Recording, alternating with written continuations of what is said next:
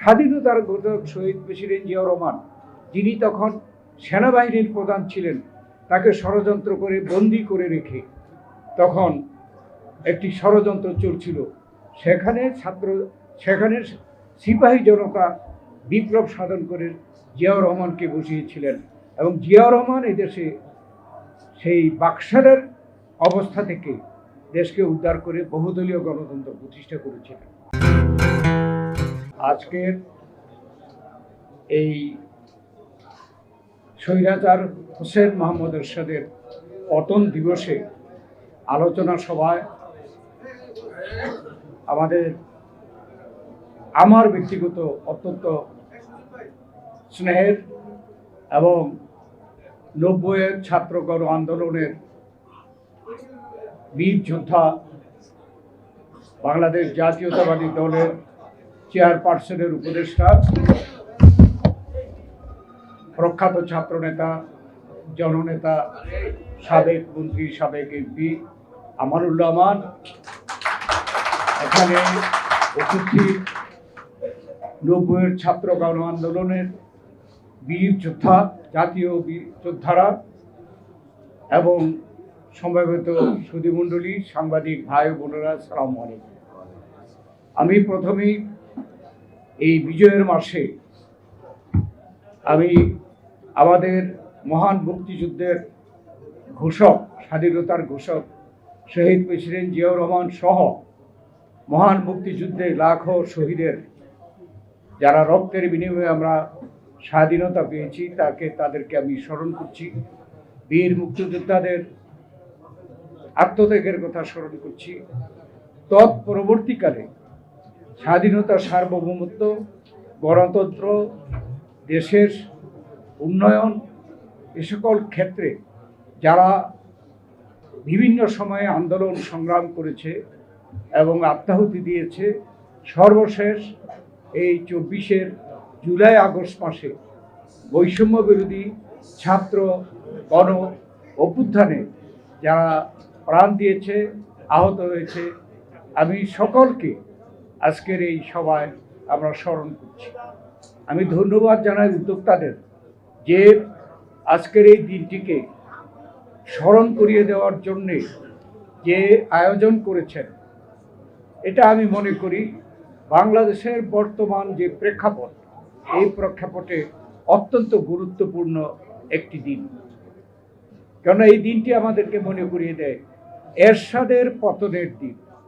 কেন এরশাদের পতন, কিসে থেকে এই জাতি রক্ষা পেয়েছিল?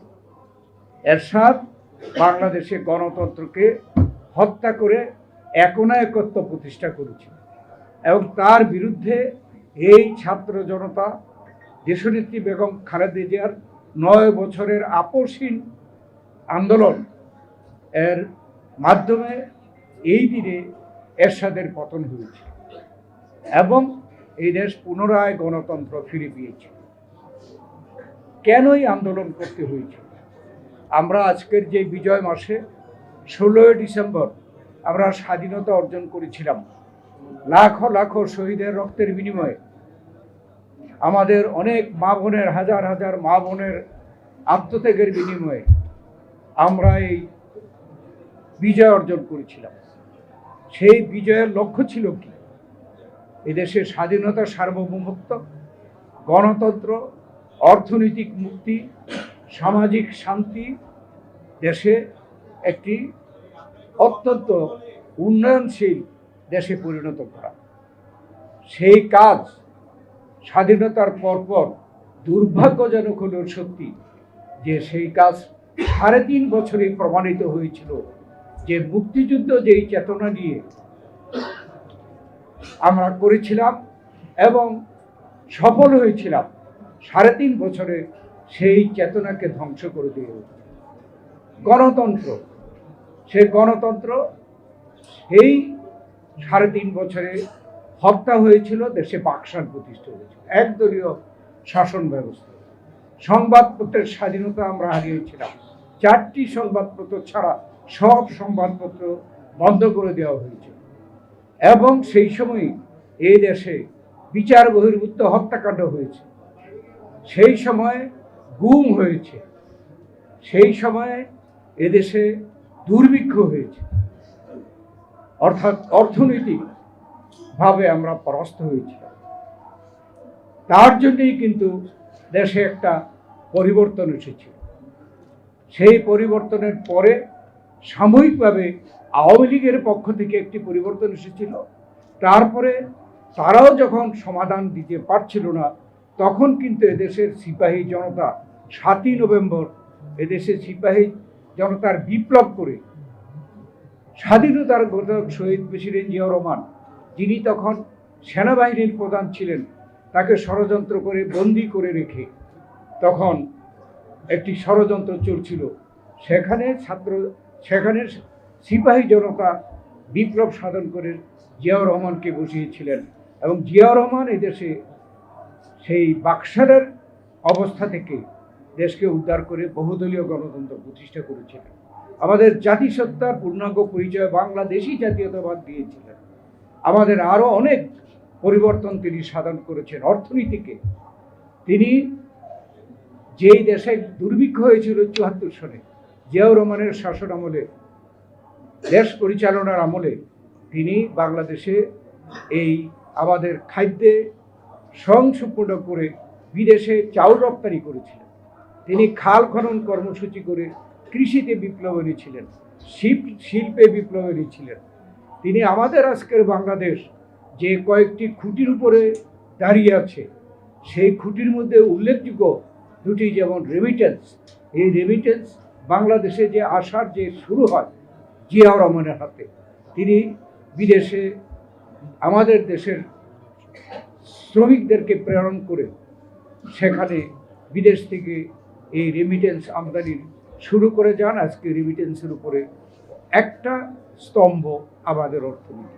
আরেকটি হচ্ছে গার্মেন্টসের, যে বিদেশে রপ্তানি থেকে, গার্মেন্টস রপ্তানি থেকে যে আমরা আয় করি, আরেকটি আমাদের স্তম্ভ আমাদের অর্থনীতি। জিয়াউর রহমান 19 দফা কর্মসূচির মাধ্যমে সর্বক্ষেত্রে তিনি দেশকে অগ্রসর করার জন্য পদক্ষেপ নিয়েছিলেন। তাকে ষড়যন্ত্র করে হত্যা করা হলো। তারপরে এদেশে আবার গণতন্ত্র হত্যা হলো হোসেন মাহমুদ এরশাদ। এই ছাত্র জনতার নেতৃত্বে সেই এরশাদের হাত থেকে দেশকে রক্ষা করে পুনরায় গণতন্ত্র, আবার গণতন্ত্র 1/11-এর সময় আবার গণতন্ত্রকে হত্যা করে এই 1/11 আবার এই শেখ হাসিনাকে ক্ষমতায় বসিয়ে শেখ হাসিনার মাধ্যমে আমরা প্রায় 15 বছর আমরা গণতন্ত্রহীন অবস্থায় ছিলাম।